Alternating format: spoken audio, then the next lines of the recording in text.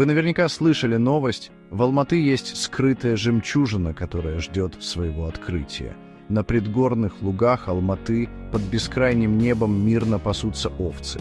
Пологие холмы покрыты густой, сочной травой, а воздух наполнен тихим гулом природы. Каждая овечка неспешно бродит.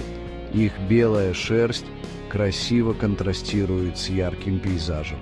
Это картина, которая кажется почти вечной. Нежное напоминание о простых чудесах природы.